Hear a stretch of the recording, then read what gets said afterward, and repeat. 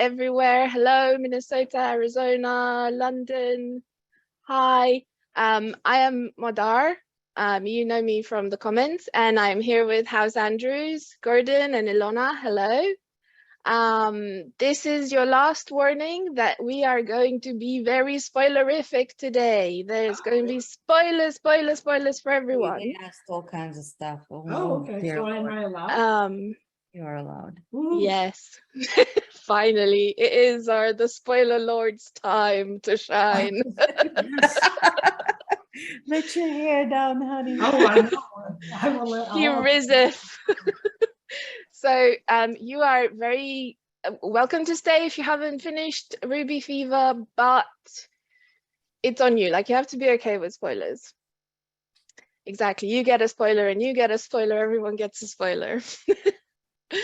So let's start with the good stuff. Let's start directly into it. Linus is Caesar. Linus is grandfather. Linus. Yes.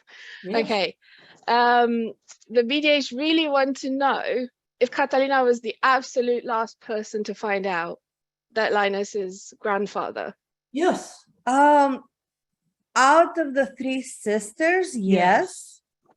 Nevada suspected strongly, and also, Nevada interrogated people, and they said, yes, Linus is Caesar. So she sat on this for a long time. Arabella figured it out at the hospital when Arthur was born, and she also sat on it for a long time. Catalina was so wrapped up in being the deputy warden and trying to contain Grandma Victoria that she did not put two and two together, so it was a bit of a shock. But most other people don't know. I saw people speculating on whether Grandma Frida somehow recognized. No, I don't think Grandma Frida it probably never even occurred to her. No, because why would you connect a Scottish dude you saw on the battlefield, 30 years ago, to the scrawny kid your daughter is trying to marry, who's clearly not Scottish. They looked similar, but people have unrealistic expectations of fictional characters. When they see something once, it is clearly photographed in their memory forever. No, they're people. She saw him in passing. She thought he was handsome, but that's it. But what about sort of organizations? Do the keeper of records, does he know that Linus is, obviously he knows that Linus is Caesar, right? But does he know that Linus is grandfather? Or Scroll, when they tested the family genetically, did they know that they were linked to House Duncan but couldn't tell them without explicit consent from? Yes. Yeah. Scroll knows. Scroll knows great many things. Knows who Leon's father is. Scroll probably knows who Burn's father is. But, there's very strict privacy rules enacted around that. Unless Linus basically, what would have to happen is that Linus or Baylor would have to formally request to be tested against the Linus's house to see if there's compatibility, or Linus has to request to be tested against Baylor's house. And the results of those tests, that's what would determine the official situation. But Scroll is not going to volunteer that information unless both sides consent. Yeah. And, no such request has been made. The keeper knows. The keeper knows simply because, keeper isn't stupid, but also the keeper is kind of, he makes it his business to know a lot of things because he positions himself as this neutral entity in Houston that's trying to he sees himself as one of the pillars of the society. If that pillar crumbles, society collapses. He doesn't want that. So, yeah, he knows great many things. But he's keeping it close to his chest. Well, yes, his job. Yeah, that's literally both his nature and the responsibility of his position. we're going to circle back to the record keeper and to the mysterious and dashing Michael. About Linus, Arabella has this line that says he thought he was wrong once, but he was mistaken. When they're heading to the record keeper's office to get the information for Alessandro, can we know yet what that was about? Are we meant to figure it out? Oh no, it's just a joke. It's a joke. Like He thought he was considering himself infallible. Okay. Now, wrong everyone once, but he was mistaken about Yeah. being wrong. He wasn't Ah. wrong, he was mistaken. Yes. I It's see. kind of an in joke. I tell the children about their mother. Yeah. Like, oh, your mom thought she was wrong once, but it turns out she was mistaken. Wow, the BDH embroidered a lot I on am that, let me here. tell you. Valued in my marriage. You are. Okay, speaking of things Linus says for 100. Oh, wow. So obviously everyone's like, yeah, we know he was Caesar. We knew he was Caesar because he said he was bored. And then everyone else is like, well, we didn't know. How come he was?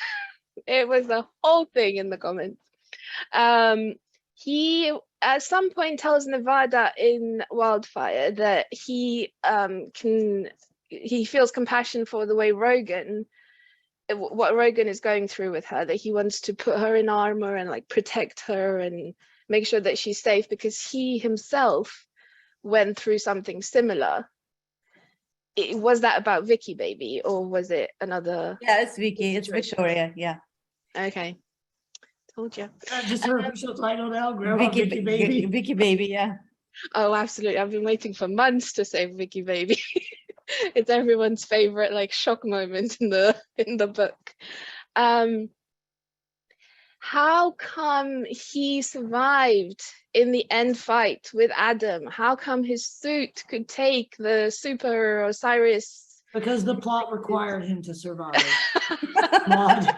Because it's a romance, guys. Happy ever Yes. after. No, we Nobody have dies. there were points in the thing, and this is where the spoiler, because Ilona would never tell you this, where we considered who has to die. Does Linus have to die? Does Victoria deserve to die? And it's at some point we just said no, we're not going to kill Linus, we're not going to kill Victoria, yeah. We just don't want to do it because yes, it is a romance, and we just didn't want. We figured like it's almost like who was it? Will Ferrell in the first Mike Myers movie. Yes. Could he just be quite badly burned, yes. but still alive? If you want the story reasons, Linus would probably have a fireproof mech. And the reason why he would have the fireproof mech, at a certain point when he was Caesar, he thought Adam would explode, literally. Yeah, that's true. Because it talks about it in this book, how, he was trying to counter Adam. He knew Adam was a problem. So he built a mech specifically to try to withstand, the firepower of a pyrotechnic. Pyrokinetic. But yeah, so there's legitimate story reasons for it. But yeah, we were just sitting there. Like, are we killing him or not? Should we kill him? Is it sad enough without him dying? Yeah, I didn't want to. It's like he's your grandfather. Oh, he was your grandfather. Oh. Yeah. But also the other thing that's really we kind of here's one of the reasons why we didn't is because if he dies, Catalina becomes the warden, assuming all of the responsibility.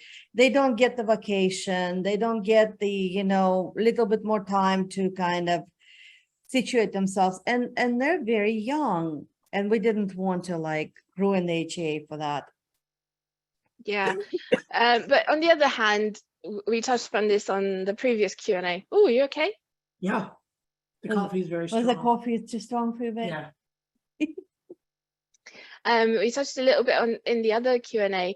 It's not really going to be everything is roses and the two grandparents are going to live with the Baylors in the same house. No. Oh no. Everyone's going and establishing. Yeah, the thing is, Linus likes having his own place. So that's Victoria. Yeah, so does Victoria. Linus likes having a couple of different places actually that he goes to. Yes, he goes to his ranch.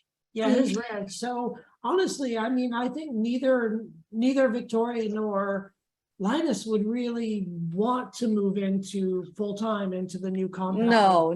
They like having their own space. They like having their own places. And that's the privilege of the grandparenting. You see grandchildren on your own terms, Yeah, would do are Linus and Victoria a couple of sorts? Yes, they are. They will visit each other. They'll stay over. I'm sure if we do the Arabella book, there'll be an uncomfortable moment. Whereas, Arabella goes to Grandma Victoria's room, apartment or whatever, high rise, whatever she is, knocks on the door and says, "Hey, so I guess grandfather is here because he's not at his house." And she's like, "Yes, he's in the kitchen, go." Yes, of course, it's like trained private detective. Yes. If you thought when they were dancing at the Nevada's wedding was uncomfortable, wait until you see the spouse bliss, the homie bliss. We were so surprised because people didn't get. I felt like we drew neon arrows going, look, they're dancing together. He's the only one who can call her back. Yes, what? So because we're the BDH and we're pragmatic, everyone's like, okay, legacy schmegacy, when's the inheritance coming? When are the Baylors seeing the money?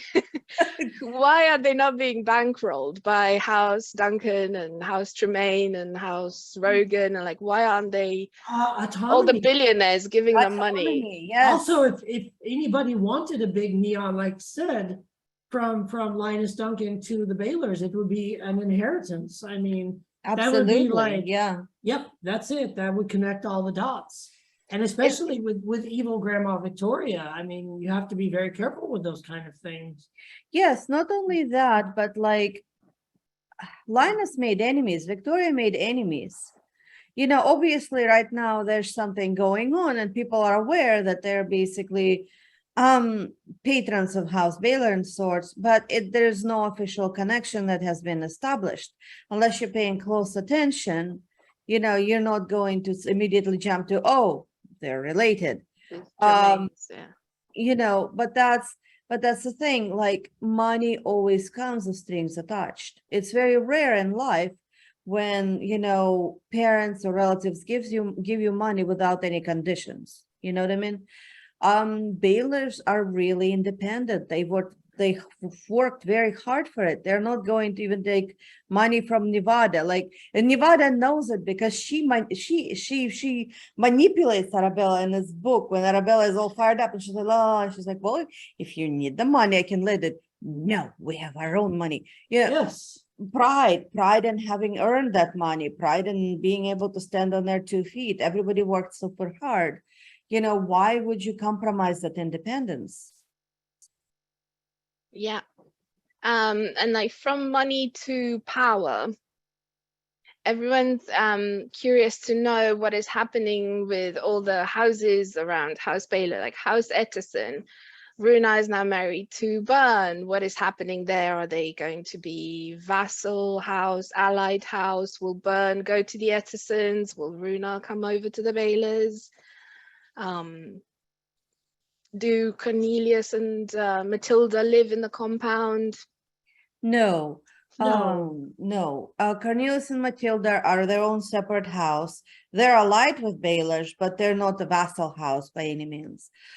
Same with Ettersons. We talked a little bit about it in the other chat, but Runa doesn't really want to be the head of the house. For Runa, the whole House Etterson thing stands for some really unpleasant things, like the murder of her mother, the fact that her mother was a killer. It's not necessarily legacy that she wants. So she's kind of keeping the seat warm until basically Ragnar grows up, and Ragnar does intend to become the head of House Etterson. Haley doesn't want it either, so it works out. But Ragnar has to be of a certain age before he can take the house over. You have to be certified as well as a prime. I think he is at this point. Is he even at this point? Well, technically no, because I think he's still 17 in this book, so he'll have to be certified next year officially. Yes, he's got to be certified as a prime. He has to be a certain age. He takes over. It also helps if he this is going to sound terrible, if he had issue, if he married and had a child, that would point to the continuation of the house. Solidify, Yes. yeah. Well, he had a boyfriend Yeah, in the wedding. So clearly, he's going to date. Hopefully he'll find the man that he really likes and they have a child and on it goes. yeah. Speaking of the wedding, there was again a bit of confusion. Alessandro and Catalina are engaged. They say that they want to get married quickly, and then we see Runa and Bern getting married first. What are they still getting married? Are there going to be complications and they're not allowed to get married? What's going on? No. They're going to get married. This was a complicated wedding. Runa and Bern wedding is very simple. There's basically one set of parents involved. Yeah. One set of grandparents, one set of parents. And so while, Catalina and Alessandro, it would have to be a bigger wedding. She is the head of the house. He's marrying into the house. His mother and sisters are not quite at the point where they're ready for like a big ceremonial, basically wedding involving Alessandro. They need a little bit of breathing room to kind of go back. They're going back to UK. They're going to be incorporated into the house of Lillian's parents. And they are going to basically, kind of situate themselves a little bit before that wedding can take place. It's just, there would be a lot of moving parts and the time frame was very short. And honestly, it's nice that Alessandro and Catalina got a vacation. Yeah, but I don't, they can't get away with going to Vegas and getting married at that little wedding chapel there. It's going to have to be a huge it's thing. a big thing. It's a big thing, and people will want to be invited to that as well. Do you know what I'm saying? Other houses, other powerful families, it will be a thing and even a thing where people can get together. Certain things can be discussed between different families. You know what I mean? It's almost like, I almost picture it as the wedding in the beginning of The Godfather. Yes, Linus is like, there. on this day. She may ask me anything. Yeah. Okay. Okay, I'm sorry. I have the giggles. Yeah. So does House Duncan have any other heirs, or are the Baylors the only legacy that Linus is leaving, basically? House Duncan does have other heirs, but that House Duncan is separate from Linus's. Yeah. Yes, because Linus, he had a giant fight with his grandfather, right, who raised him. And, he basically, it ended on the, if you don't like it, then leave. No, he wants to wander around and do bulldog stuff. What about House Sagredo? Is House Sagredo going to disappear now? Done. It's It done. disappears. House Sagredo is done. Yeah, the Count title is abandoned. They're not going to continue it. This is not the legacy that Alessandro wants. Will they be inheriting the debt though, or is that going together with the house and the title? The amount of money that they still owe is not significant enough for the debt to be a factor. Okay. So he will probably pay it. It's possible that his mother will pay it, Or her family. Her family. Her family is quite wealthy. Personally, I kind of see it like a bankruptcy. Like the house is dissolved, the titles are gone, the debt just kind of, goes. Yeah. Because if you think about it, like in a sense, if you were giving up being a house, that's kind of a lot, Yeah. The creditors just line up and whatever's left gets shared. Whatever's left, whatever they can sell of the crumbling castle. Yeah. Whatever they can get for that stuff. The villa, the land. Yeah, and people will just have to make do with what they get from that, I think. Yep. So we know that Victoria played matchmaker in her own special little way to get Catalina and Alessandro together, but everyone and their kind of dog thinks that the two powers are not compatible and their children will not have like magic. So how come Victoria, who is so interested in the future of the house and in, you know, the survival, is wanted them to be together if their magics are not compatible? Does she know more than everyone else?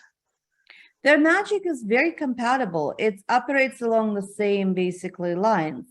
When you look at Alessandro, his magic is designed to keep him alive, right?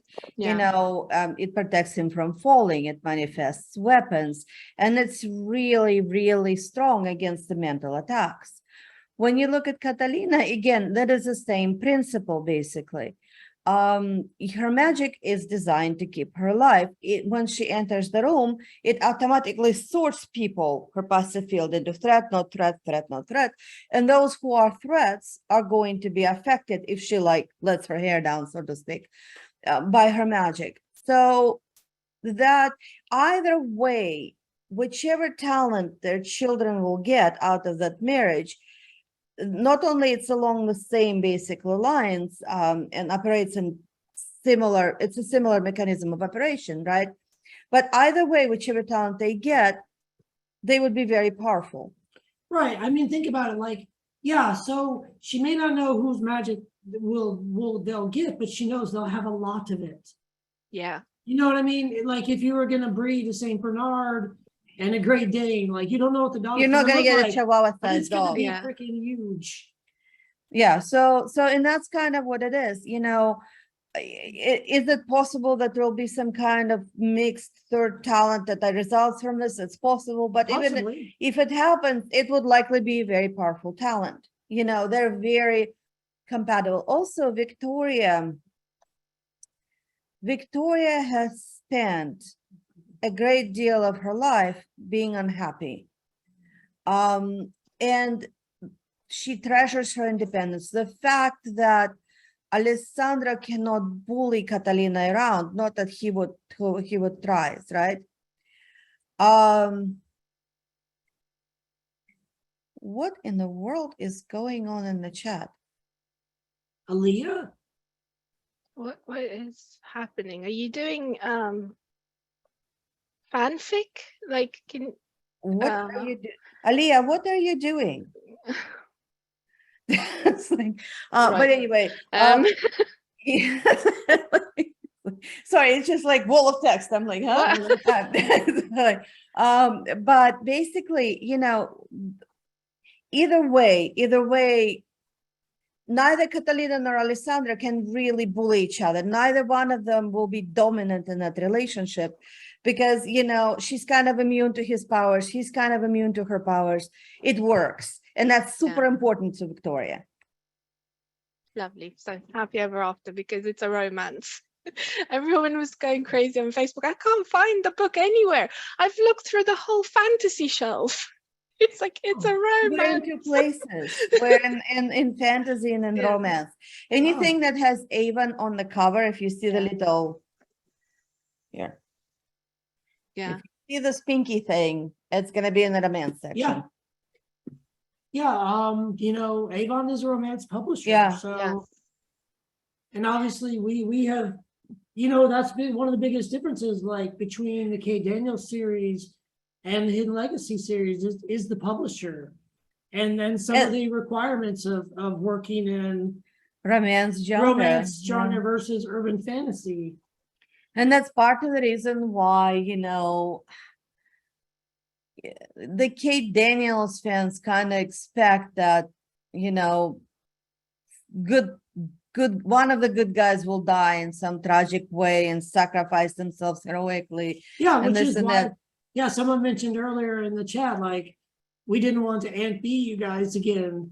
Well, firstly, Aunt B did kind of have to die, unfortunately. And also that's probably a difference between urban fantasy and paranormal romance right there. Yeah. That unfortunately, poor Aunt B had to take one for the team.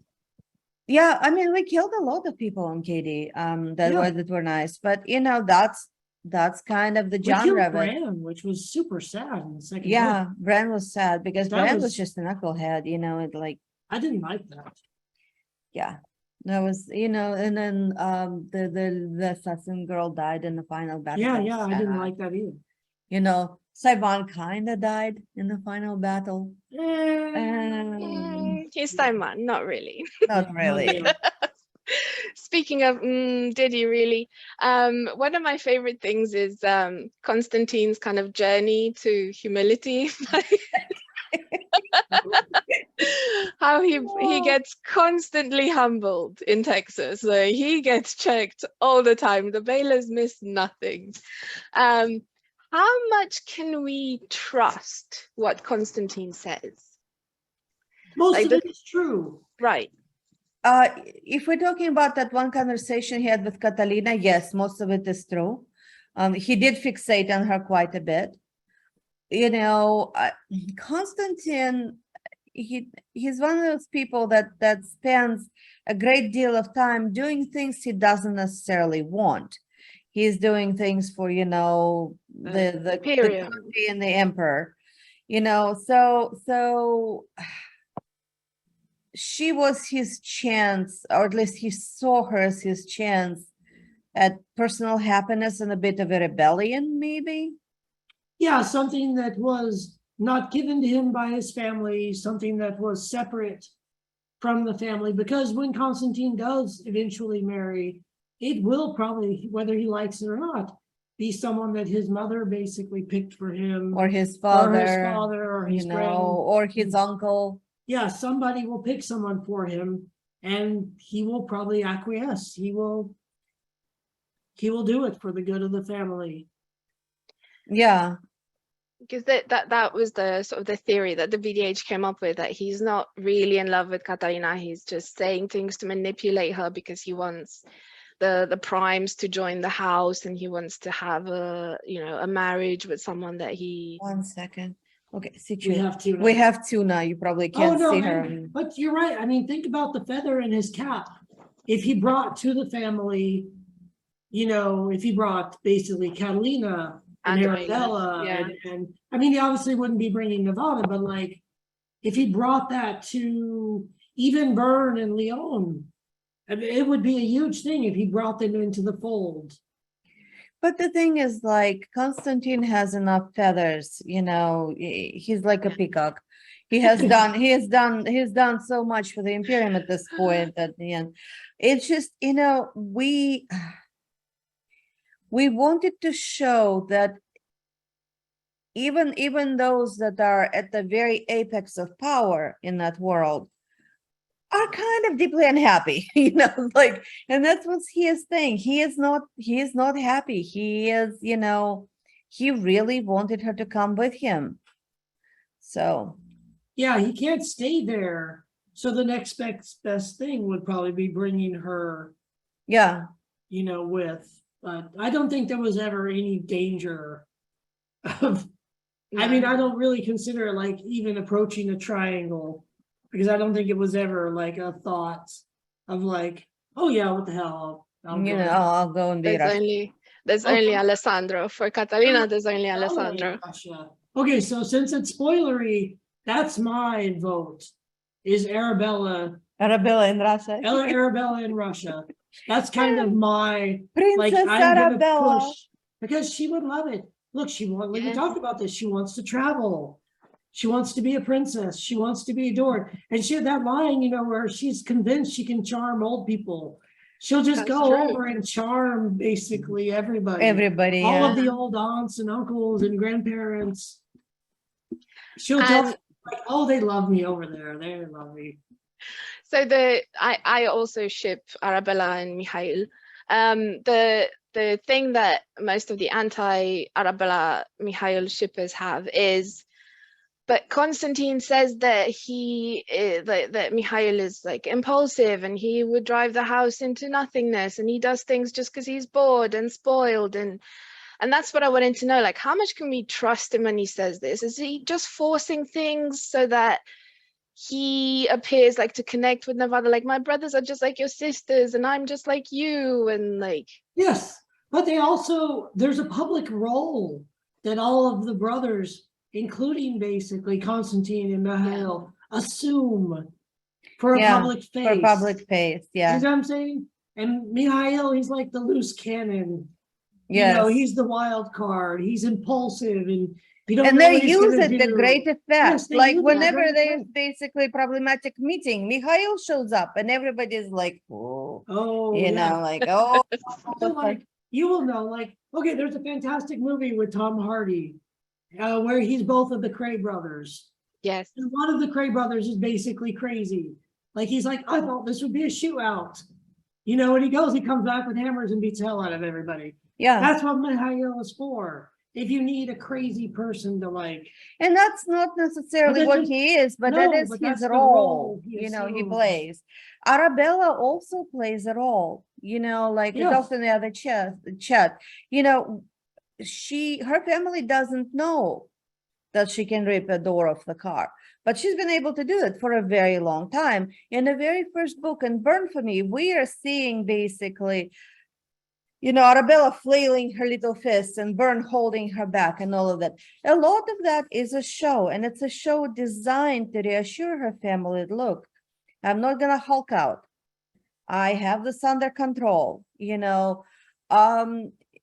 But the thing is, like, and I've noticed a lot of people are making a thing out of, well, Mikhail pushed Arabella and whatever. Guys, you need to let go of that. This is not the world where, oh, we never punch girls, because girls in this world punch back really, really yeah. hard. Yeah. I look at the women you have, Victoria Tremaine, you know, you have Nevada, you have basically, you cannot, there's a bit of you cannot have this unfair treatment of like, look, you know, oh, you know, women are separate and special, Fragile and yeah. fragile, you know. This is not that way. He warned her a couple of times. He said, Yes. move. She didn't move. He pushed her. She resisted. He's like, okay, then she becomes in his mind combatant. combatant. Yeah, because you never know. Like think of the Madero family. One of their women would be extremely difficult to deal with, even though she's a 12-year-old girl in one of the books, right? That they go and sort of rescue or allude to. Basically, you know, this is a 12-year-old girl that can punch a car, you know, and send it flying. So you try not to fall into this trap, because in that world, underestimating women will get you killed very, very, very quickly. Yeah, someone asked the thing. Let me put a lid on this straight away. There's not going to be an Augustine Arabella. No. Will you please Cornelius. stop shipping children, guys? I mean, I can't stress this enough. This is not a fictional trope that we're doing. You know, this is not Eddings, Bulgarian. And there's a reason why this is not, I'm not gonna ruin it for you, but anyway, if the characters have more than 10 years between them, and one of them was a child when they Yeah. met, so a 15 and a 25-year-old, Yeah, that it's is not gonna ever going to happen. And we don't want to see, you know, pairings with Matilda. No. Matilda is a child, let her be a child. Not everybody needs to be shipped right away. You know, wait until they grow up in the narrative if we ever get there. You know, Augustine, when he finds somebody, you can be sure that it will be a mature, established adult. And by mature, I don't mean old, I just mean grown up. Yeah, the thing Yeah. is, like, it's a personal thing of mine. Where, like, he knew her as a child, so for me, that's obviously that's verboten. That's it. Like, he would never think of her. It's different if they were both children. Yeah, Like, okay, when Julie and Derek, for example, meet, right? They're both technically still children. Like, yeah, he's barely, I think, 18. Is he 18 or 17? I don't he's even pretty remember. young. But you know, that's not as much of a problem. And look how long we basically drew that out, to where they actually have to be separated before any kind of romantic relationship can be considered. So it's a very, people take this into weird places in fiction. Let's not just go there, you Yeah. know. Yeah. Okay. Enough said on that. Yeah. This ended the PSA. So Yeah. is it like, okay, it's just a trait like inherent to my character, but I do not vibe with illusion mages at all. Like, I want to see them suffer all the time. So Well, what's your thing about Yeah, illusion explain. I mages? don't know. They just bring the Chaldeania in me, like, let's smoke them over dushagubs. Like, I can't. But is it a bit also unfair of Constantine to say, like, oh, the Metamorph mages are like have so much temper and they're volcanic and they don't think things through? Like, yes, because that's their magic. Like, they're keeping the beast down. The way that we empathize with Catalina having this, very socially isolated childhood because she had to contain the siren, and like she has all this social anxiety. Like, it's the same with Arabella, isn't it? And with Michael and with all the other Metamorph mages. Like, they have to keep the beast contained. Like, it's taking a toll on them. I don't think No? Oh, I mean, you have to be careful, obviously, because if you lose your temper, you lose control. Yes, but I mean, I don't think it's like a Hulk thing where like you wouldn't like me when I'm angry.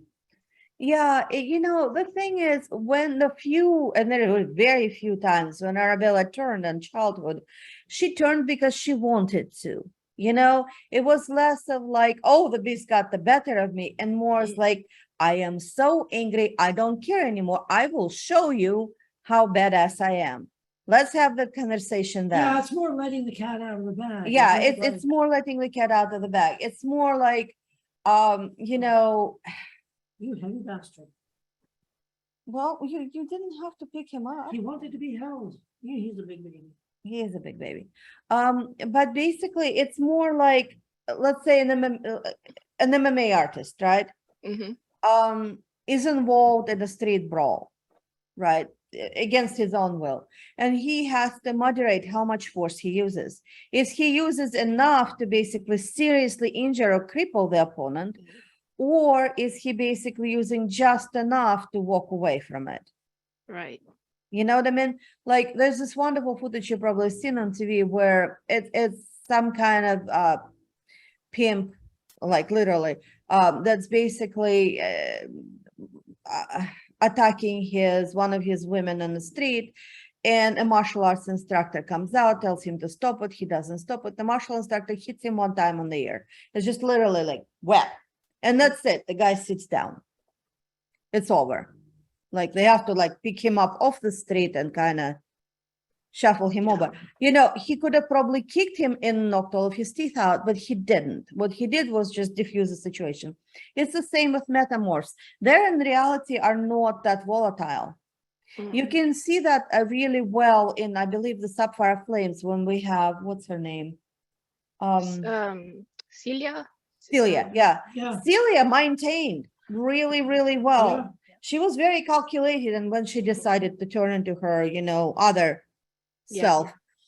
So most of them actually have really, really good control over things, but they are scary to people. And so people view them a lot of times as volatile, and they use that to their advantage. Yes. It's probably nice to have a reputation of like, it probably prevents a lot of fights. Yes.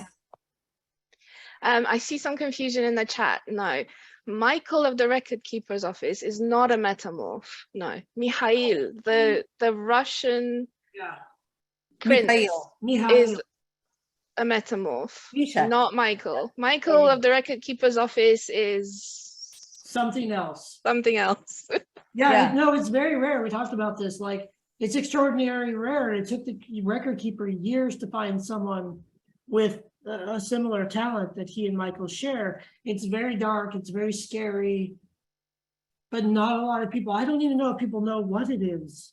They probably have a name for it, but it's probably a name that only bookkeeper of records knows, because he would want to categorize it somehow.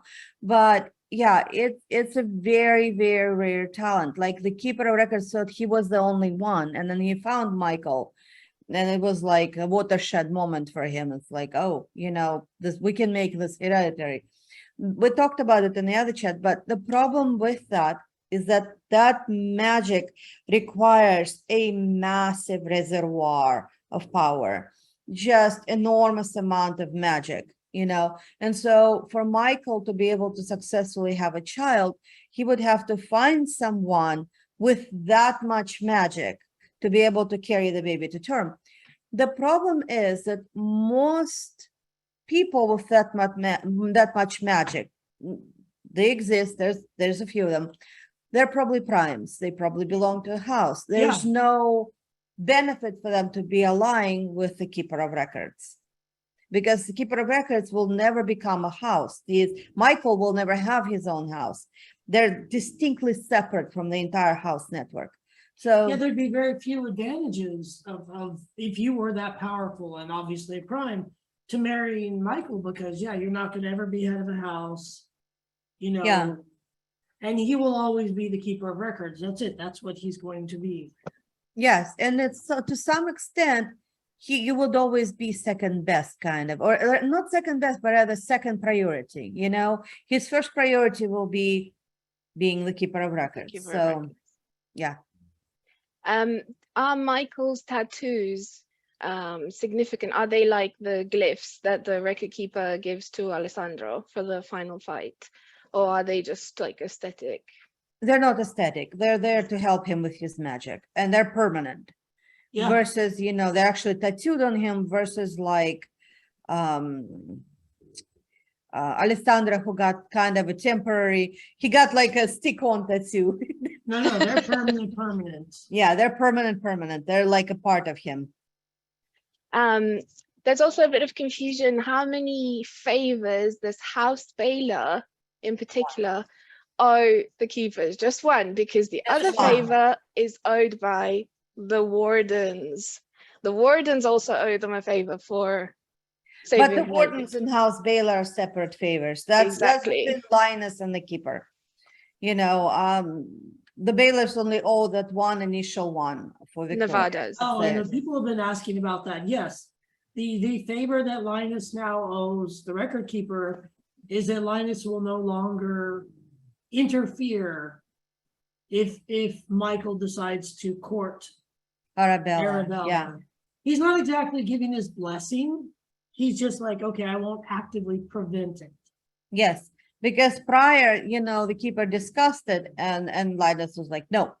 Yeah, no, absolutely forbid. Yes, this is not a thing. Because and that goes back to basically whether the keeper knew. Of course he did. The keeper knew what Linus's connection is to Arabella. Yes, because he asked him. He asked him, so it's obviously more of a paternal. Yeah. And connection to the house and all of that stuff. But of course, that is still up to Arabella.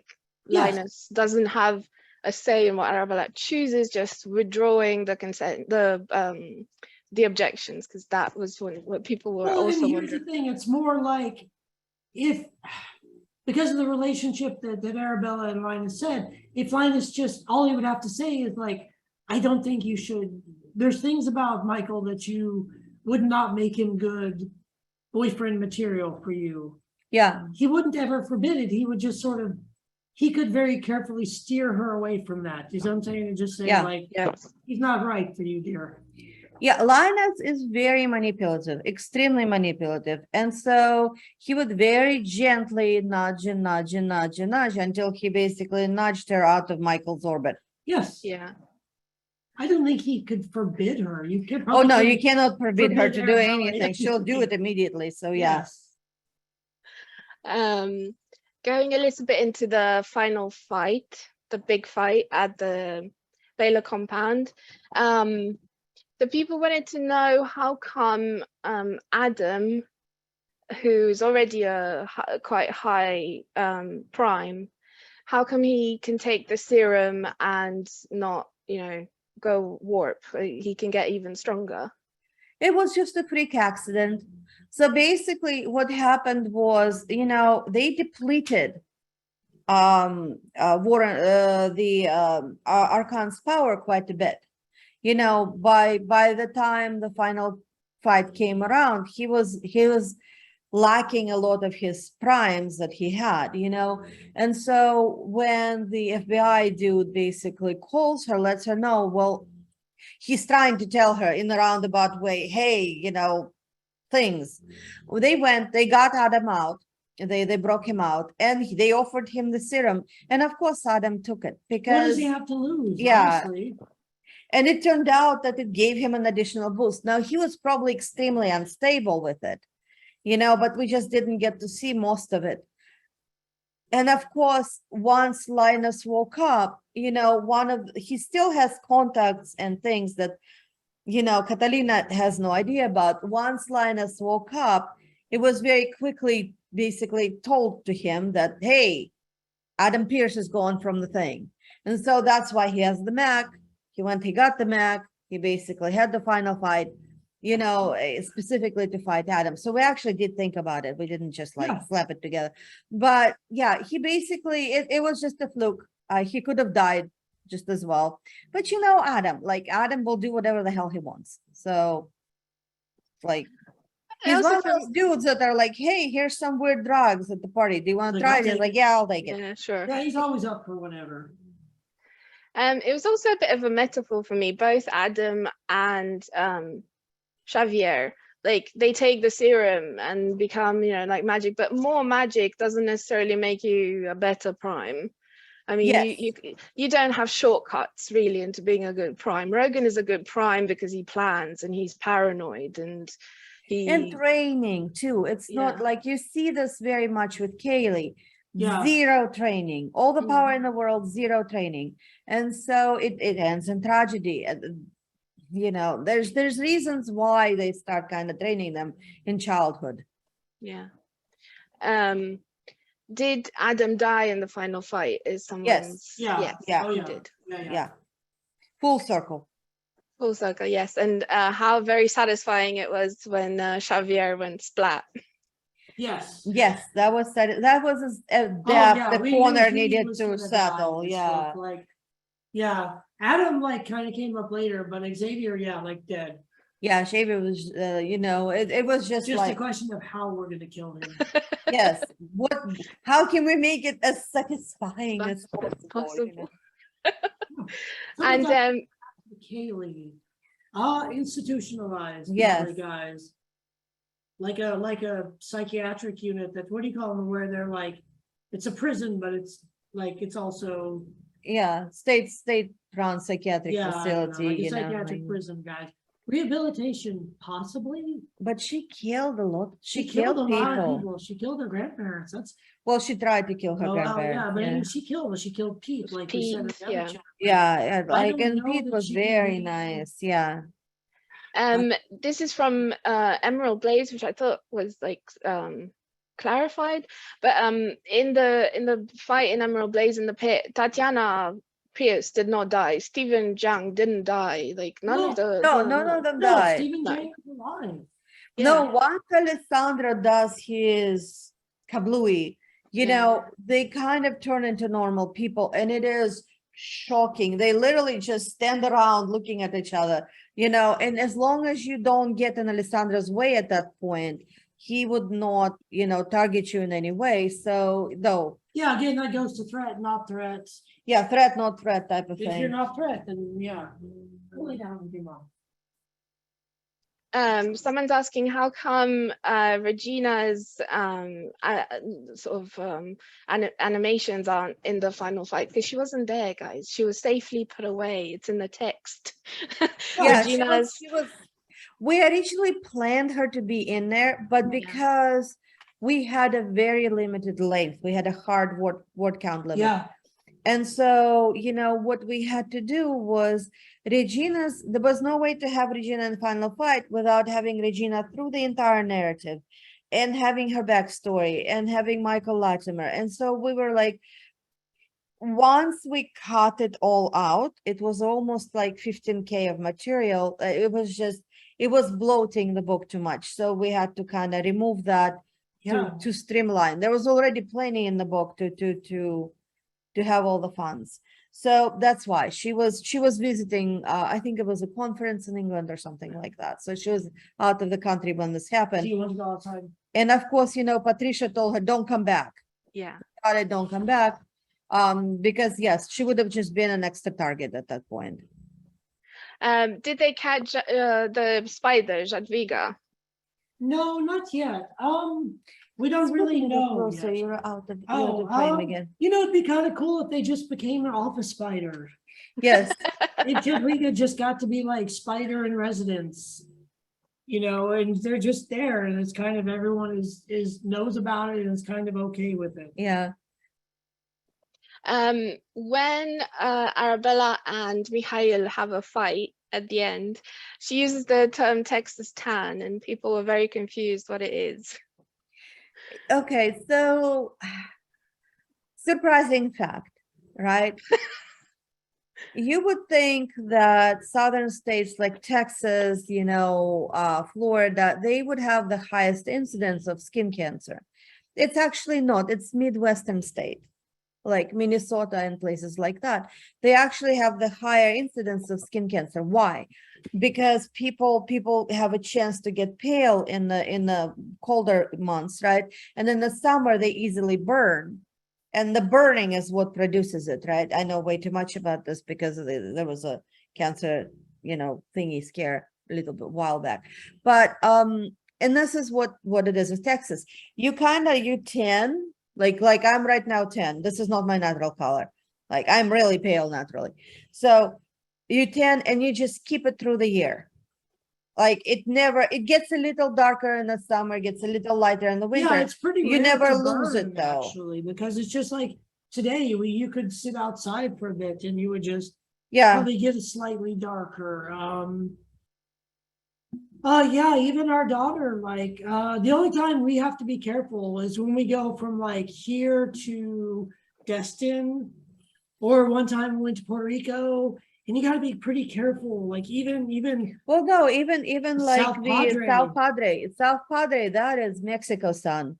It is strong. it's strong. Like you But it's need more sunscreen like even if you're tan. constant exposure versus I'll never forget one time we went to the Midwest somewhere. I think it was like somewhere by Minneapolis, and it had just happened to be spring, and they all came outside. Yes, and there's just like people, Because I just guess very winter pale was people over. wandering Yeah, around. very pale, like businessmen rolling up their pants. Yeah, to just like And go they and were play so like happy. that's cool. I don't know what it is. It's not golf. It's like grass. They play bowling on the grass. in Yeah, the like yard. somehow, and it's so we went and we ate at this little roof cafe, right, where they had the whole like roof terrace devoted to that. It was really cool. So I think what happens is they hide in the winter probably because it's cold. And then the sun comes out a little bit in spring and they come outside, and I think they get quite badly burned. Yeah, where we just stay kind of like this Baseline. tanish baseline, right, throughout the year. Like you can see it a lot with kid too, who's super tan. But yes, she is like mozzarella white normally. Oh yeah, Like it's just like Son and I, we don't tan. I mean, we do eventually, but like naturally we don't, because I'm Irish and Sana's half Irish, half Russian, yeah. but she still manages to somehow, tan. Yeah, tan. It's She just even got a little bit too much sun in California recently. yeah, well, that was her fault. Nobody told her to Yeah, fall Southern asleep at the beach. California. Yeah. But When Arabella tells Mikhail to that there's an ant mound next to him, does she mean roll into the ants or away from the ants? Away from Everyone wants to know. No way. away, she's a kind Texas girl. She's not gonna tell him to roll into the fire ants. Good Lord, we don't really have those as much in the cold Russian north. So yeah, I'd like that would be an unwelcome surprise for him. You would not like that. Yeah, what a surprise fire ants would be. Yeah, right. Can you imagine? If you didn't know what they were, you'd be like, what in the hell? What in the hell, right? And he's naked. It would not end well. I mean, someone was asking how the Baylor's going to get rid of the Russians, because Constantine likes Catalina, and now like Mikhail is obsessed with Arabella, we imagine. We don't know he's And, obsessed with Arabella. We just know that they beat the crap out of each other and rolled around in the dirt. But Yeah, when she got up and like casually brushed herself off in such shade to the thing, that was probably the moment for him. Oh, yeah, but I think as far as Constantine infatuation with Catalina, I think that's probably, he's accepted the fact that Alessandro and That's her it, are a yeah. couple. That's it. Yeah, I think he's gonna respect that. Yeah, he will honestly. respect that. But honestly, guys, this was a big bluff by Russian Imperium. Think about it. Everybody is either US citizen, right? Or in Alessandra's case, basically has the green cards, and the green card, funny fact, still gives you protection when you're in the country. So, they couldn't forcefully remove Alessandro. They just counted on Mikhail showing up and basically wait. And Mikhail didn't want to do it. He's cranky the entire time, right? He gets there and he's just like, this is stupid. I'm not don't want to be here. I don't want to do this, and so again, this is the brothers do a lot of things that are against their will. But basically he can't legally force Alessandra to live with him. None of the Russians have any like room or leg to stand on in this situation. So it's basically just, it's a bluff. Here's scary Mikhail. He's so big and strong, he can turn to a giant thing. Come with us or else. Well, there's really no or else there, Yeah. It's just not really welcome. Like the fact that Constantine like comes with his whole like the best foot forward and his whole array of charms, and everyone in Texas treats him like, yeah, you should talk less, maybe. Yeah. I'm the bestest prime. Are you though? That really got to him. Oh no, for the record, and this is canon. What's his name? Augustine. Augustine is better. Augustine's better. Better than Constantine. He just is. And one of the reasons we actually talked about this is that it's a difference of Augustine had to do that. Augustine had to become to protect his family, to just like he was put in that situation, sink or swim, and he swam strongly. Yeah, Augustine basically went through hell, where Constantine, he was a spy. So yes, he was in dangerous situations, but ultimately he can, when things go sour, he can turn to someone else and walk away, and they would never know. He could just walk away. Augustine could not walk away. He had to maintain illusions for a really long time to protect his family. That was it. There was no walking away. And because of that, he simply practiced more and was under a lot more pressure. He is better, Yeah, he's better. Everyone wants to know if this was the most difficult book ever. So far. Yes. So far, yes. And what was the sort of the turning point? We talked about it a bit in the previous Q&A. Well, we figured out the harpy, and that was a really good turning point, because up until that point we were not 100% clear on what was exactly her internal conflict in the book. Because Alessandra clearly had one, and they had a couples conflict where Alessandra is like, well, I am heroically going to mend my way through this, and this is my baggage, and I will not bother you with it, and yada, yada, yada. Does not work in the marriage ever. But because, inevitably the baggage will fall on your head, and, then there will be consequences. But, it was just getting to figure out what is she about, like what is her struggle in this book, besides just like trying to keep the fracturing basically social order together.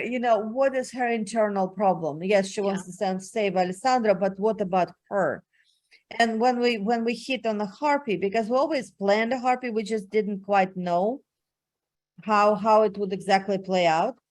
When we finally hit on it, that was it made things easier. We then went back and we made sure that there was a consistent progress in her struggle against the fractured nature of her magic, blah blah blah. And we had to basically kind of dot all the I's and cross all the T's to make sure any little sort of unsolved or unresolved side plots were summed up, and that everybody kind of came back and had and most people had a bit of a moment, I would have really liked to take this book to 120K. Oh yeah, I wish we had more time. I wish we had more time. I wish we had a higher word count limit. that we could have done. It's just like, but we were very constrained by the publisher kind of limitations on how long it could be. And I don't know, maybe it's a better book because it's shorter. I like at this point, I can't tell. This is a book that I was promised, like when we get the paper copy, that I would set it on fire, put it on a little raft, and ceremoniously do the Viking funeral in our pool with it. Except I don't want to clean pool. Yes, I know. We remodeled the pool, so I cannot do that. Yeah. But oh god, it was leaking horribly, and it was just like it had to be done. We couldn't get around from it. But it was just really difficult. It was difficult. It started difficult. It continued to be difficult. Our editor was kind of going through some rough time on her end, so she was not as involved with it. Yeah, we were kind of left to our own devices. It was just, at some point we were talking to our agent, and I was crying and moaning about the fact that it's not going. And she told me, she said, the two of you need to care a little bit less and just finish it. No, we do. We overthink she said it the things nicest sometimes. way. We do. Yeah. We overthink it. At some point, and I've said this, there was more in the cuts file than there was in the actual manuscript. Oh, We Lord. we took so many turns and detours, and we spent days on this huge thing with Michael Latimer. And then we didn't put it in. Yeah, or like we had originally, there was a big fight during that moment where Constantine shows up, right? There's actually a big fight. There was like an insect mage involved, and people teleported in horrible ways. Yeah, there was like when they go into this whole thing to where Augustine and basically Rogan are recruited to go to it was just weird and convoluted. How are we getting them out of the who's in the house when they go to see Linus? Are there bad people in the house? This whole huge I'm so glad that it's not in there because it was just a mess. Yeah, but here's the thing. I'm glad that we're that by the time we were doing this, we've been doing this since 2007, because if this was our probably first, second, or third book, there's just no way. I mean, we wouldn't be where we were, but we wouldn't have been able to do this on our own. Yeah, this book had to wrap up enough of the plot threads, because we don't know if there's going to be Arabella's book. But the book had to basically deliver all the emotional feels, but also be a happy, satisfying conclusion. Yeah, I don't think 10, 15 years ago we could have done it was just a bear of a book all the way through. Like we fought it, and we still have scars from it. No, we tried to not do it, and then our agent and our editor were just like, stop being babies. Let's go finish up. And I'm glad we did. People seem to like it. We've enjoyed it. Loved But it. we've enjoyed the fact that it's done. And it's like it was so funny. Our agent sent us a congratulatory note, and my response was like, yay, thank God it's over. You definitely fought it and won, because we all love it. It's at times like gathering everything together and really cozy, but yeah, having seen just from the edges of it, I've seen a few of this book is cursed moments, so I can absolutely vouch for the BDH that it was not a happy sort of not a fortunate at one point Avon put the entire book into look inside feature. Yeah, the whole thing, it was in both paperback it was and shocking. market. We heard that and I was like, that couldn't possibly be true. And then we looked at it like, holy crap, it is. That was the first you time. You could literally have copied and pasted it into you could have opened up whatever, just pasted it. And it's like, it was the very first time I have ever seen our editor of many, many years curse violently in a corporate communication. She was like, what the hell? It's like, we don't know to this day why Amazon did it. It's just like it was just one of those things that went wrong, and things had gone so much wrong. Like the model release wasn't obtained. The promotional product, placement thing had this really unfortunate shade of red. It's just like it was like one thing after another. It was just like to the point to where like the Avon publishing team inside the house was like, what is with this book? But it's there, it's published. So glad. Next question, Rastana, before I ramble anymore. What does the what does the Russian Imperium want with Alessandro? Did they want to kill him? No, he's super family. useful, and he's Guys, family. His family. They wanted to bring him in. He is probably the most powerful Antistasi on record. On record. Why wouldn't they want him in the family? Right. I mean, he's family, and he's also distantly family enough that he could probably be married to another cousin, or do something. Yeah, like they would find a way to like wrap him in there. Yeah, they would wrap him in there. I mean, yes, someone's saying he's an asset. Yeah, yes, he's an he would asset. absolutely be an asset. And if he brought Catalina along, how much better? How much better would that be? Yeah. And then, Yes. Russians are evil, but not idiots, The null sword is a bit of a contention point. So why didn't they use the null sword just from the beginning? Why did they have to go through Archon's sort of freeze time spell and resist it, and only then use the null sword? Well, because if Alessandra runs up to him with a null sword, Archon freezes him, that's it. If you can't swing the null sword, then you can't kill with it, like okay, think of a null sword as a lightsaber. Easiest thing, right? You still have to like swing the lightsaber to kill somebody. It's not like an area of effect spell to where they run up and when they close a certain distance, whatever, it kills them. It's it had to be Archon's freezing spell had to activate and be broken. Yes, because he can't do it again for a bit. And that was safe to attack him after that, right? Yes. And did that sort of drain him of all magic, or was his protective layer still on? I don't think anybody knew at that point, but the null sword can cut through almost anything, except probably another null field. So there was not a null field around him. It was just a magic field. And yeah, he literally just got sliced in half. Right. But that's another thing, hold on a second. The kitty is exiting. Bye, Tuna. But basically, the amount of magic that sword drains is so significant that it's almost like a one-shot deal.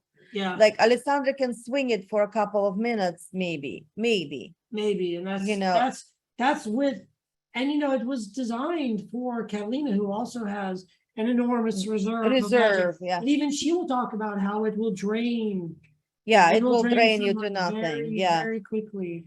It will just take everything you can feed into it until you're empty. Until you're done. So, and that's why it had to be kind of that one-shot deal. Boom. Right. It's again the discussion of who's a duel. Everyone's duel. Everyone has two magics. No.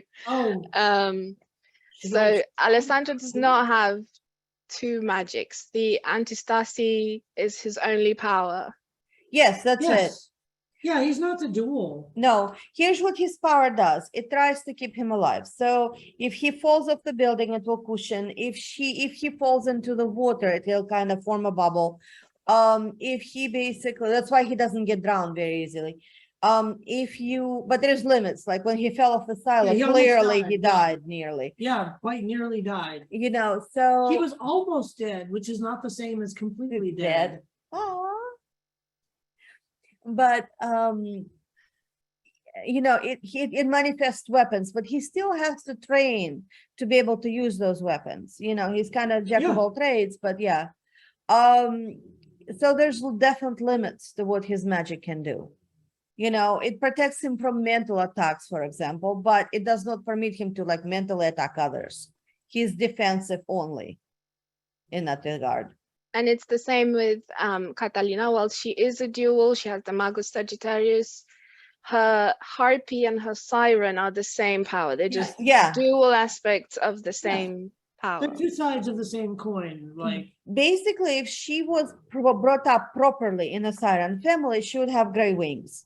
And then she would choose. Sometimes she could turn the wings greener, sometimes she could turn the wings darker.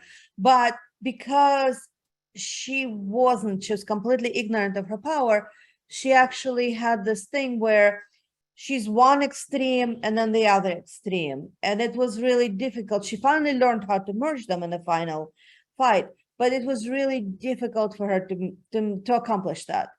Like, she didn't know harpy existed for most of her life. And the harpy like can get through things. It's not as reliant as the siren is on the sound of her voice. The harpy can get through. Yeah, siren is both sound and sight, because she's like wings and everybody's like, ooh, you know, where harpy is just pure power. It's like an invisible laser beam that will basically hit you and target you. It hits on emotional level, I don't know, on psychic level, if you want to put it that way. So it's not really as affected by headphones or, you know, protective gear. well, and that was another interesting thing when it came to this book. Like we had to acknowledge the fact that by this point, Archon knew about Catalina's powers, the you know, the siren, and that they would, it wouldn't be logical if they didn't take steps to counter Yeah, I mean, that. he's not a dummy, you know. He's not. Yeah. We don't want to make them. We don't want to completely disable the you know, enemy AI. Like, they still have to be smart and believable. Yeah. And that was another challenge with this. By the time this comes around, you know, Archon and then Catalina and then, you know, what's his name, Alessandra have been fighting long enough that they kind of know each other's go-to moves and powers. So, and I see the question in chat. The reason why she was not a banshee operates specifically by sound. You know, the banshee scream, that's what they're famous for. Where we went with the entire like kind of Greek line with Catalina, to where she's a siren. And originally sirens, when you read the actual, you know, stories of them, they were not mermaids. They were winged creatures, you know. So siren and harpy actually fits much better than, you know, siren and banshee. It's completely different mythologies. With mermaids. It's I think people started drawing them, and because, you know, because there's this whole aspect of the sailors, you know. Oh yeah. Maybe it went into mermaids, but there's some really, you know, sexy paintings that they did like in medieval times, like, because that's what mermaids would look like. Super sexy. Yes, you know. So speaking of duels, someone that we do know is a duel is Arthur Rogan, the baby, the bebe. Is he likely a dual prime as well? We don't know yet. Yeah. And honestly, we're not trying to be cute or clever. We don't know. It hasn't been written. He's a baby. He's a baby. He does seem to demonstrate some really strong telekinetic abilities. And how strong is his Hephaestus powers? We don't know yet. We'd have to let him grow up a bit. It seems to be pretty good. But again, the thing is, he's a child. He has a lot of power, potential power, but he's too young to train. You can't really train 1 year old. But if he were trained by his, gosh, what would that be? Great-grandfather? Great-grandfather, yeah. Can you imagine how powerful? And the cool thing about Arthur is if Arthur grows up with both talents, you know, Linus has kind of this field in which he assembles weapons, but they're very close by. Like, he has to physically fold the part up and his magic will like attach it where he wants it to be, right? Where Arthur can just sit there, it's just like, it will just form above his head, you know, just snap together. And it can be very fast, you know, so he can basically kind of like instant weapon machine. like boom, a gun, boom, a Yeah. gun, boom, a gun. Like if you park him next to like a trash heap, imagine what he would come up with by the end of it. So he would be a really fun character to play with later on. Yeah. Once he's out of diapers. And people are saying, okay, fine, if he gets raised by Linus, but what about if he gets raised by Bug, like, or a round bug? What is he? What kind of life lessons he's going to get there? Bug is harmless. He's a very sweet, gentle person, actually. All of that cussing and whatever. Yeah, like you can see when he's trying to help Catalina how actually sort of sensitive Bug is. And so I would not have any worries about baby being around Bug. He would just learn some embarrassing words. Yeah, and that's You know how like when someone teaches a little kid a curse word and they And it's say super funny. Yeah. everybody laughs. Like, oh, And everybody laughs, and it's like, and then you reinforce it because now you laughed, and the baby is like, I can make them laugh if I keep saying it. So yes, that would be funny. What is Bug's backstory a little bit? Is his magic what helped him survive the swarm? Is he getting treatment with Rogan? Will he survive? It's not a cure, it's kind of maintenance. Right.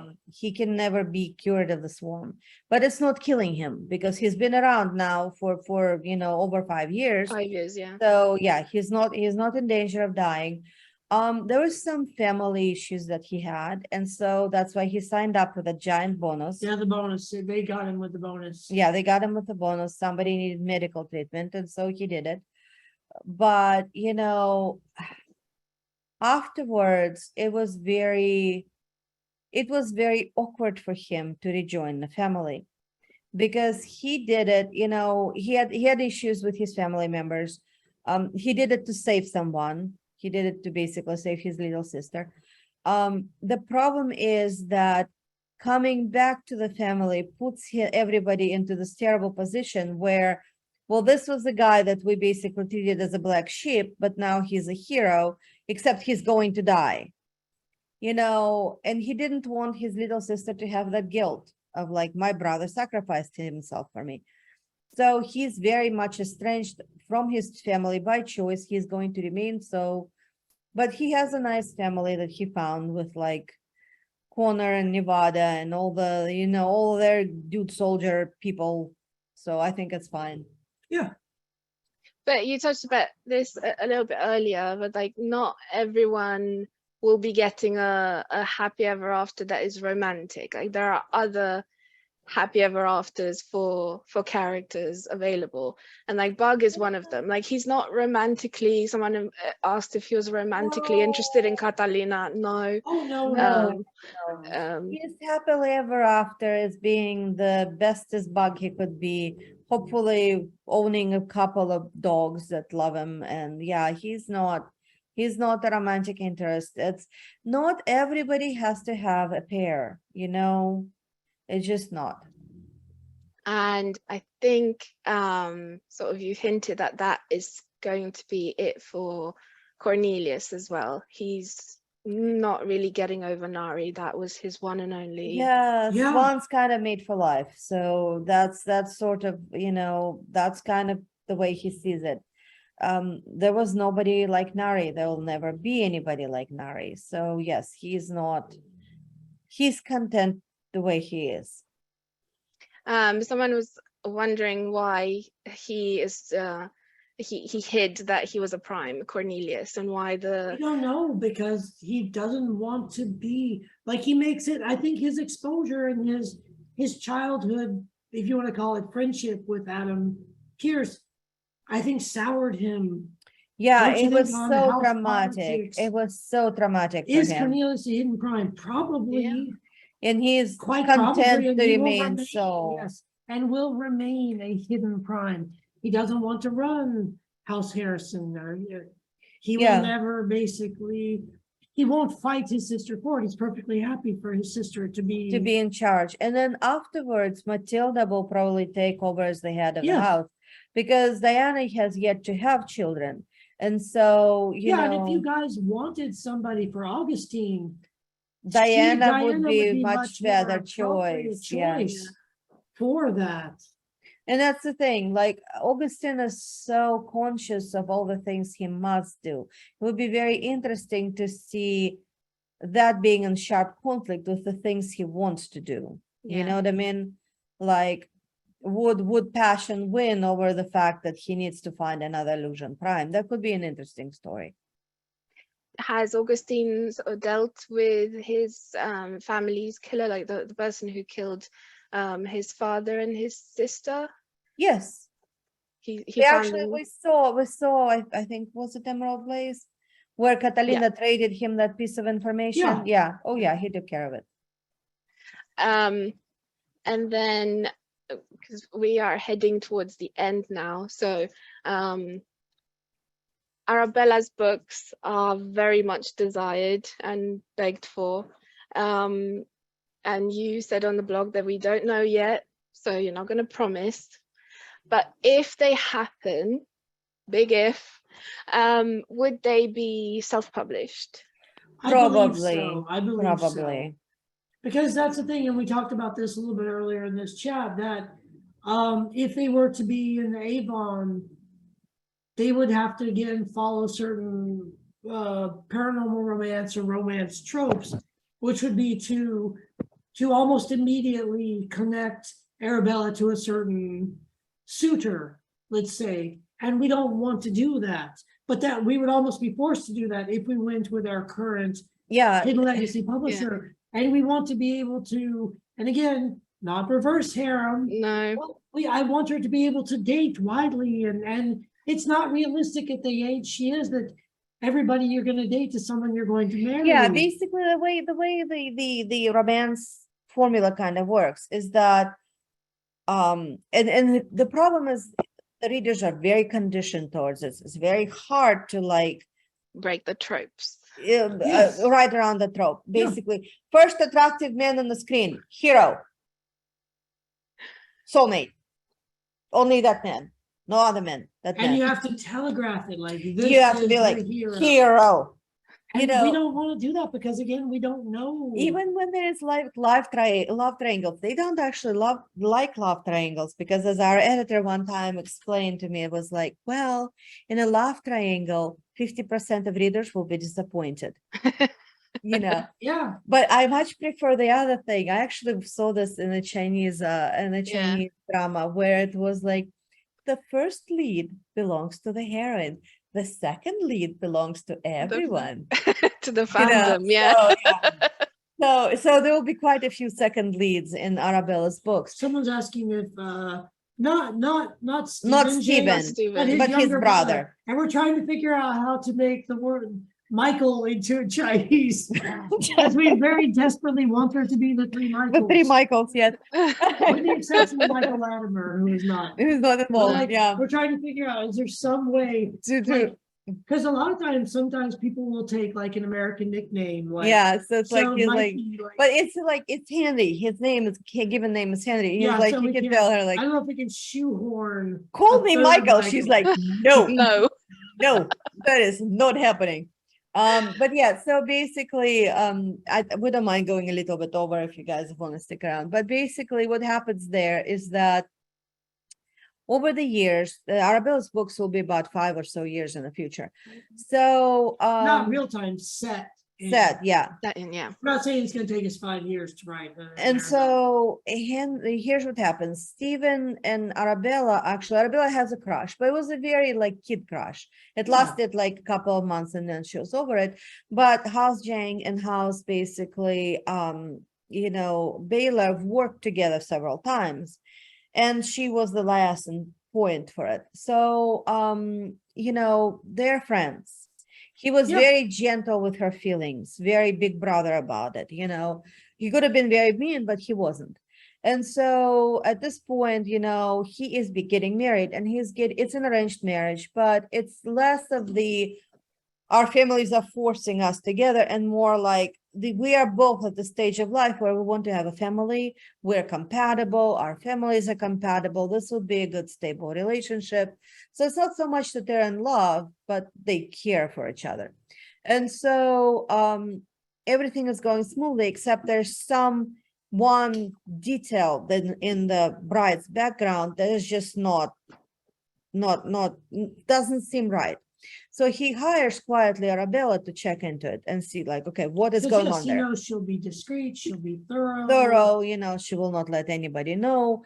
And, you know, as she is basically discussing this with him in his office, Henry, his brother, who has arrived from China to stop this marriage because he's convinced that there must be, you know, great love involved in the union. And he rebelled against the family. He really wants, you know, Stephen to rebel against the family. Stephen is not interested in rebelling. So he sees Arabella, he sees how, you know, sort of familiar they are with each other. And so he is basically, you know, Convinced. that this is somehow a love match that Stephen is denying, you know, in favor of this arranged marriage. And so he attaches himself to Arabella. And he's kind of very difficult to be around in a sense because he's incredibly handsome. And he's a trained actor. It's always an entrance. It's always all attention on me. You know, he's really well dressed. He carries himself well. You know, he smiles, you know, he's like Alessandra 2.0, right? Yeah. Except Alessandra was very Instagram, and this guy has been on film long enough to where he is, you know, it's always a moment when he enters. And so he makes any kind of investigation incredibly difficult. She already draws attention. She's pretty, right? And then here we go. Here's the basically incredibly beautiful actor doing his best to like stand out, you know. So yeah, there's a lot of funny moments there and stuff. Well, I think the VDA kind of wants you to get going right now, if possible. Everyone's loving that you have a story, and then there's hope. Yeah, that's the good news, I guess, would be that we have obligations that will come before any kind of Arabella book. But we have ideas for it. We kind of know what direction we want it to go in. We have ideas for the cast of the book, you know, for the different characters. Yeah, we are just, you know, to be honest with you, we want to move away from the real world for a little bit. And in terms of fiction, we probably will do a little bit. We have a couple of straight other world fantasy projects, which we probably will work on a bit. We don't want to be stuck in the sequelitist sort of stage where everything you write is a sequel to something else. It's very difficult to grow creatively if you do that because you're working with established characters. You're not really making anything new. You're just kind of continuing things. And so we want to be able to, like Gordon says, one for them, one for us.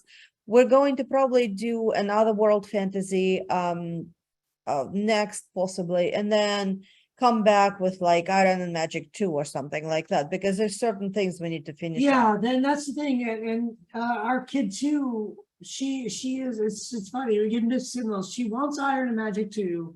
I think it's probably for our second daughter. Her favorite book that we wrote was Iron and Magic. But also when we talk about the Arabella book, she is Arabella, and she's like, give the people what they want. Yes, she's very vocal about it. Yes, she is convinced that she is Arabella, and in some ways she is. In some ways she is. The part where she turns into a giant beast. Yeah, that's it. Yeah, that's the part. But no, she's clever. She's very clever, like Arabella, you know, and she's very good at reading people's emotions, which Arabella is, you know. She's emotionally very sensitive. It's funny because Catalina at some point is very worried about Arabella, and she does say, you know, she is, you know, she takes it closer, you know, she feels things strongly than probably all of us. And that's also true. Arabella is very, very sensitive. And it's the sad story of Arabella, to where she is, everybody likes her, but she's nobody's really favorite. And that's what she'll be looking for in a relationship. She'll be looking for someone who'll put her above all else. Yeah, she wants to be someone's favorite. And, you know, don't we all want to be somebody's favorite? Like, that's very fair. Favorite. So there are ideas for Arabella. There is definitely desire for Arabella, and it's likely that Arabella will be the story that you want to tell because you're likely to self-publish. That is Yeah, what the we BDH should leave with. That would yeah. give us, that would give us the freedom, not only in word count, but also the direction, the style. And I would feel very kind of like there's not really any kind of hard rule against offering a continuation to a series to another publisher. I But feel it's weird just, Yeah, about you're I it. would free I feel to. awkward and weird. It's like it's triggering some kind of ethical not okay for me. Yeah, I And don't I'm think like, that would be. I wouldn't do that. I just like Yeah. it doesn't seem kosher somehow. Yeah, so it seems like the more ethical thing to do, as you say, would be to self-publish Yep, rather than take it to another. to another publisher and be like, okay, well, hey, I know that Avon built the series, but here you can jump in at Yeah. this Yeah, point. that's not. That's And kind of it's kind of the same fate as you said on the blog. Like, you don't want to promise anything because you don't want several 100,000 editors with pestering you about a deadline, but it's sort of the same story with the other sequels, Iron and Magic and Blood Heir. You have storyline for them. yes. Iron Magic has a Yes. storyline. Yes, we don't know all the details, but we know enough to sit down and write it. It will probably be a couple of years for the final Innkeeper book after this one. So this one is hopefully, if we finish on time, you guys should get around November. But the next one will probably take longer. And the reason why is that it's the final book in the series, and it's just like it will take a lot of braining. And right now there's no brains left. And yes, again, in the final Innkeeper book, we'll kind of have to do what Ruby Fever did and tie everything up. Everybody needs to make an appearance. Yeah, Everyone needs to have some resolution to whatever problems they were facing. And it's just, it would be a big book requiring a lot of, moving parts. And we are right now not at the point where we can sit down and, knock that out. It's like, we're stuck on the third trial right now in the Innkeeper, and it's like it's literally like there's not enough brains between the we two don't of have us the brains to to write we're the so last tired. Innkeeper. We need to just figure out figure out what the last trial is. We kind of have like that, what people like, they'll go on a date. And like it's a big thing, and it's like you go to a show and it's like an interactive murder mystery. It's like Clue, and you're in the audience and you're trying to figure out. Yeah, and we want it to be that for the last trial, to where it's almost that, oh, there was a murder, and they in this room is a murderer, and they will give different answers, but the problem is we have to figure out what. Then we have to know the answer and have the murder, and that's like I'm like, that's my. We have to figure it out. Yeah, there's like no. I feel like there's no brain power at this point to kind of pull that off. Promotion is really kind of difficult for us. Like, honestly, if I could have paid somebody to be Ilona Andrews, I totally would. But the train has sailed on that. So, it's just really draining. And we have MAA on Monday. And I am honestly sitting here and like dreading it with all of my might, and like, because it always seems kind of more stressful than talking on Zoom. So, but hopefully we'll knock that out, and we will hopefully write something next week. We gotta get it done because we booked the audio reader. And so, we cannot postpone the audio reader. We got the voice of Dina from graphic audio. From graphic audio. So that will be, I think, very familiar because a lot of people like the graphic audio thing.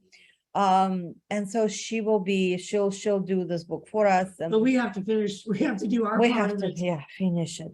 Lord. It could be kind of a cop out on the thing, right? Because it's like they all give their answers, and it's like, oh, very interesting. They're like, well, what's the right thing? And it's like, well, There is Well, no yeah, right because what answer. they're testing for Yes, is exactly. what they're- basically process. thought process, not the actual answer, but we still have to make the thought process happen.